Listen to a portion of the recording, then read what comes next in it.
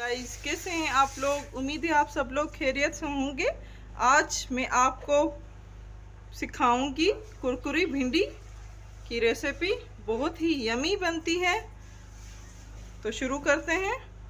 कुरकुरी भिंडी। कढ़ाई मैंने गरम कर ली है।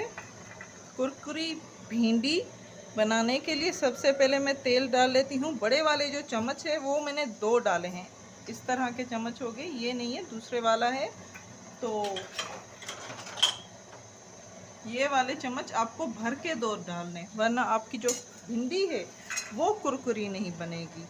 तो शेप देख लीजिए, इस तरह की भिंडी हो।